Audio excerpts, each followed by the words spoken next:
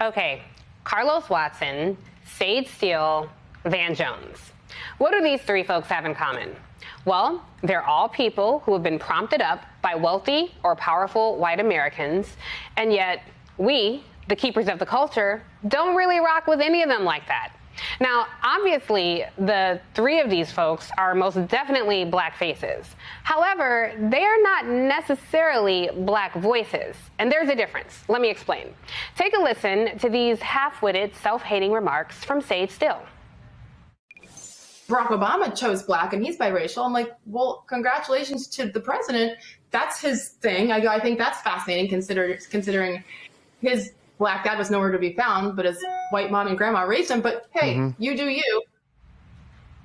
What? So that is undoubtedly a black face, whether or not she knows it, but it is most definitely not a black voice. Yet I'm sure someone is giving themselves a big diversity pat on the back by having that modern day minstrel show, Sage Steppin' Fetchit, on the airwaves spewing her continued nonsense. Now let's listen to Jeff Bezos's black friend, Van Jones, after a Donald Trump speech. He became president of the United States in that moment. Okay. Now, let's be clear. Van and Carlos are far from being sage, but there's certainly something to be said about wealthy and powerful white people elevating certain voices over others. By now, I'm sure you've all heard about Carlos Watson and the implosion of Aussie media. In Aussie's 8 years in the marketplace, the media company never really achieved prominence in the field of journalism, nor did it ever make an impact producing multimedia content.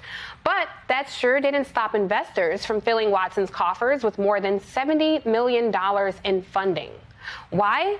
Because he had that gift of making white people comfortable.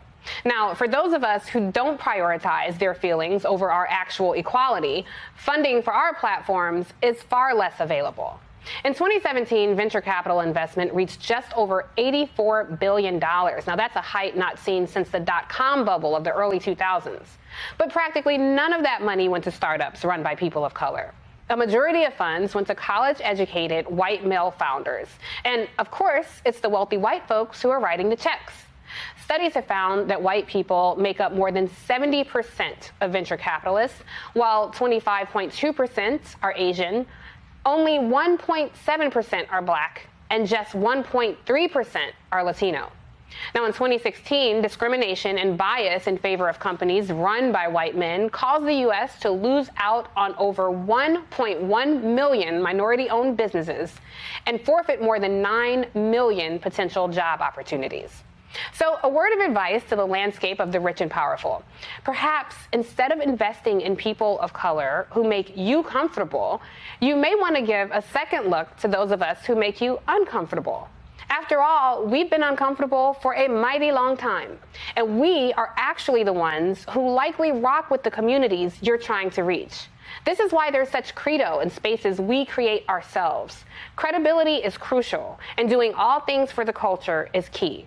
So while some of you keep raining $100 million on people not invited to the cookout, you're starting to look more like the villains in Get Out.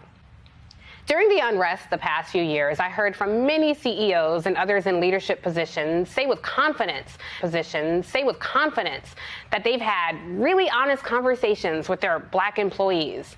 And let me just tell you, no, you didn't. There was likely some candor in the remarks, but do understand there was a meeting after the meeting, and that's where the honest dialogue took place.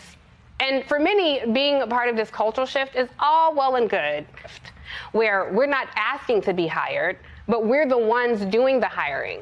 And if that makes you uncomfortable, but this does not. Barack Obama chose black and he's biracial. I'm like, well, congratulations to the president. I think that's fascinating considering his black dad was nowhere to be found, but his white mom and grandma raised him. You should ask yourself why.